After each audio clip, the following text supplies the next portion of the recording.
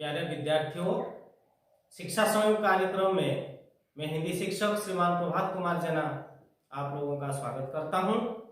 आज हम कक्षा 10वीं की हिंदी पुस्तक हिंदी सौरभ में संकलित अयोध्या सिंह उपाध्याय हरिओध द्वारा रचित एक कविता का पाठ करेंगे। आप लोग मेरे टेबल के ऊपर जो जो चीजें रखी हुई है सब देख रहे होंगे। एक छोटी सी चीज से आज की पढ़ाई शुरू करेंगे। ये जो आप देख रहे हैं ये एक सुई है, ये धागा है। ये छोटी सी जो सुई है उसे धागों के साथ अगर जोड़ दें तो ये मोतियों की जो माला है वो पिरो सकती है। ये जो आप देख रहे हैं एक खिलौना है, आप लोग खेलते होंगे, बचपन में खेले होंगे। ये किससे बना हुआ है? बेशक ये तिनकों से ही बना हुआ है। ये देखिए, तिनका शब्द जब आ ही गया तो ये तिनका, तिनका यानी एक छोटा सा घास का टुकड़ा हो सकता है या किसी पत्ते का भी टुकड़ा हो सकता है। सूखे हुए जो घास फूस होते हैं उसके तिनके। और ये जो आप देख रहे हैं ये चिड़िया है।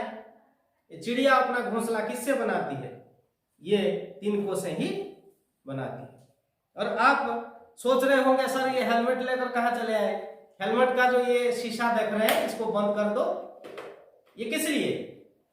हेलमेट हमें अपने जो मोटरसाइकिल चलाते वक्त हमें सुरक्षा देने के साथ साथ ये जो शीशा लगा हुआ है इसका मुख्य काम है हमारी आंखों को सुरक्षा देना। जैसे मैंने ये चश्मा पहना हुआ है, मेरी आंखों की दृष्टि शक्ति कम हो गई है, इसीलिए मैंने चश्मा पहना हुआ है। तो अब देखो मेरे प्यारे बच्चों, छोटी सी चीज है ये तिनका, आंख है छोटी सी। अगर इन दोनों का संयोग हो जाए तो अर्थ निकलेगा या अनर्थ भी हो सकता है। आज का अध्ययन का जो शीर्षक वही है, हम आज पढ़ेंगे एक तिनका।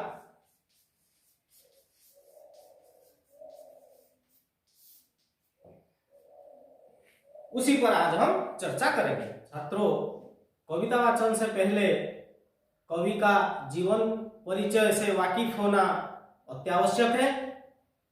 कवि अयोध्या सिंह उपाध्याय हरिओध उनका पूरा नाम है। ये जो हरिओध शब्द है ये उन्हें मिली हुई उपाधि है। जैसे आपको पता है गांधी जी को महात्मा की उपाधि मिली हुई थी। हमारे उड़िया साहित्य में जो जगन्नाथ दास हैं उन्हें अति बड़ी की उपाधि प्राप्त हुई थी। और आपका जन्म उत्तर प्रदेश राज्य में आजमगढ़ जिले के निजामाबाद कस्बे में सन 1865 ईस्वी में हुआ था। आप हिंदी साहित्य का जो खड़ी बोली रूप है उसके प्रथम कवियों की श्रेणी में आते हैं। हिंदी, संस्कृत और फारसी भाषा के आप मर्मज्ञ रहे। आपकी सारस्वत कृतियों की अगर हम व्याख्या करने निकले तो एक लंबा अरसा लग जाएगा। उनकी कृतियों में है प्रिय प्रवास, वैदेही, वनवास, कर्मवीर, रस कलश, चोखे, चौपदे, चूहते, चौपदे आदि। उनके उपन्यासों में ठेठ हिंदी की ठाट काफी चर्चित रहा है। नाटक में रुक्मिणी, परिणय आदि प्रमुख रहे। आपको बता दूं उनके द्वारा रचित जो महाकाव्य प्रिय प्रवास है, हिंदी साहित्य के आधुनिक काल के जो जितने भी काव्य विधा के जो प्रमुख ग्रंथ रहे उनमें पहला महाकाव्य के रूप में उसे स्वीकारा गया है। आपकी काव्यिक प्रतिभा तथा ज्ञान गरिमा को देखते हुए विद्या वाचस्पति, मंगला प्रसाद पारितोषिक पुरस्कार आदि से आपको नवाजा गया है। महान साहित्यिक हस्ती का निधन 16 मार्च 1947 ईस्वी को हुआ था। ये उनके बारे में हमने सम्यक आलोचना की। अब हम कविता का वाचन करेंगे। चलिए कविता का वाचन करते हैं। कविता का शीर्षक है एक दिन का। कवि अयोध्या सिंह उपाध्याय हरिऔध। मैं घमंडों में भरा ऐंठा हुआ, एक दिन जब था मुंडेरे पर खड़ा, आ अचानक दूर से उड़ता हुआ, एक तिनका आंख में मेरी पड़ा। अब इस पद में जो कठिन शब्द हैं उनके अर्थ देखें। तिनका का मतलब है सूखी घास, घमंड यानी गर्व या अहंकार, ऐंठ का अर्थ है जिद अकड़, मुंडेरे का मतलब है दीवार का सबसे बड़ी ऊपरी भाग जो छत के ऊपर रहता है, अचानक यानी सहसा। इसका भावार्थ देखें। हमारे नित्य जीवन में कभी कभार ऐसी घटना घट जाती है जो कि हमारे समूचे जीवन दर्शन को ही बदल डालने में सक्षम होती है। कवि एक दिन घमंड के नशे में चूर होकर ऐंठे हुए से तनकर अपने छत के मुंडे पर खड़े थे। ऐसे में कहीं दूर से एक छोटा सा तिनका आकर उनकी आंख में गिरा। अब प्यारे विद्यार्थी मित्रों, अब हम सोच सकते हैं जब आंख में एक तिनका गिरता है तो कवि की कैसी हालत हुई होगी। दूसरे पद में कवि लिखते हैं, मैं झिझक उठा हुआ बेचैन सा, लाल होकर आंख भी दुखने लगी, मूठ देने लोग कपड़े की लगे, ऐंठ बेचारी दबे पांव भागी। इस पद में निहित कठिन शब्दों के अर्थ देखें। झिझकना यानी हिचकिचाना, बेचैन मतलब है व्याकुल विकल, मूठ का अर्थ है कपड़े का गुब्बारा जो आंख को सेंकता है, दबे पांव यानी चुपचाप। इसका भावार्थ देखें। कवि की आंख में तिनका गिरता है तो कवि झुंझला कर परेशान हो उठते हैं, आंख जलने लगती है और लाल होकर दुखने लगती है।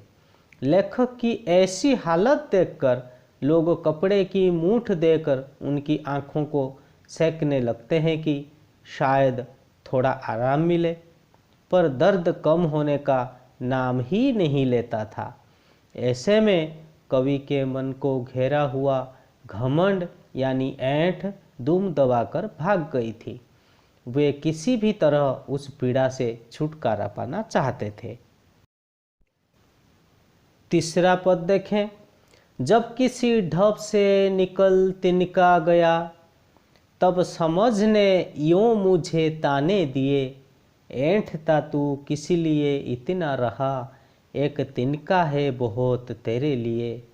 ऐंठता तू किस लिए इतना रहा, एक तिनका है बहुत तेरे लिए।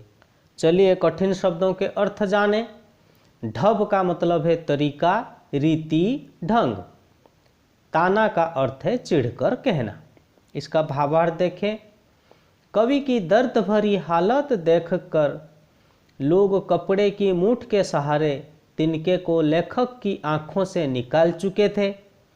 किसी तरह तिनका आंख से बाहर निकला तो लेखक को लगा कि जैसे छोटे से तिनके ने मानो उन्हें महान सीख दे दी हो। उनके मन में बसा हुआ अहंकार दूर हो चुका था। उनकी अंतरात्मा उन्हें कोस रही थी कि तू इतना अकड़ किसी लिए दिखाता है। उनका विवेक उन्हें ताना मार रहा था। कवि को यह समझ में आ गया था कि एक छोटा सा तिनका मन के अहंकार को चूर चूर करने के लिए पर्याप्त है। प्यारे विद्यार्थी मित्रों, मनुष्य ईश्वर की सृष्टि का श्रेष्ठ जीव होने के नाते उसे कतई घमंड नहीं करना चाहिए। उसके पास विवेक है, उसे मनुष्यता का सहारा लेकर अपना जीवन सरलतापूर्वक निर्वाह करना चाहिए। उसे नहीं भूल जाना चाहिए एक छोटा सा कंकड़ अगर दांतों के बीच आ जाए तो इंसान को झकझोर कर रख देता है। एक छोटी सी चींटी महापराक्रमी बलशाली हाथी को भी मात कर सकती है, ये कतई नहीं भूलना चाहिए। ठीक उसी तरह जिस तरह एक छोटे से तिनके ने, घास फूस के सूखे हुए एक छोटे से कण ने लेखक को झुंझला कर रख दिया, परेशान कर रख दिया। थोड़ा अभ्यास कर ले। विलोम शब्द लिखिए। झिझक, बेचैन, दुख, दूर और बहुत। इसका हम विलोम या विपरीत शब्द लिखेंगे। इसका उत्तर देख ले। झिझक बेझिझक, बेचैन चैन, दुख सुख, दूर पास, बहुत कम। अब हम देखेंगे पर्यायवाची शब्द लिखिए। घमंड, दीन, आंख, ऐंठ, बेचैन। इसका प्रतिशब्द या पर्यायवाची शब्द हम लिखें। घमंड का हुआ गर्व, अहंकार, दीन का दिवस, वासर, आंख का दृढ़, नेत्र, नयन, लोचन, ऐंठ का जिद, अकड़ और बेचैन का व्याकुल, विकल आदि। आप लोगों को गृह कार्य के रूप में कुछ अभ्यास कार्य में देता हूं। आप लोग उसका उत्तर लिखकर अपने शिक्षकों को प्रेरित कीजिए। पहला प्रश्न, आ अचानक दूर डैश उड़ता हुआ। इन प्रश्नों का उत्तर हमें निर्देशानुसार लिखना है। आ अचानक दूर डैश उड़ता हुआ, सही परसर का प्रयोग करना है। इसमें शोर होते ही चिड़िया डैश उड़ी। हमें सर से या फुरे से इसमें से एक चयन करना है और ढब से अर्थ लिखकर इसका वाक्य में प्रयोग करना है। लाल होकर आंख भी दुखने लगी। ये जो वाक्य है इसे सामान्य वाक्य में बदलना है। दुखद, ये जो शब्द दिया हुआ है इसका विलोम शब्द हमें लिखना है। अब दूसरा प्रश्न, ऐंठता तू किस लिए इतना रहा, एक तिनका है बहुत तेरे लिए। इसका आशय स्पष्ट करना है। आज के लिए इतना ही। धन्यवाद।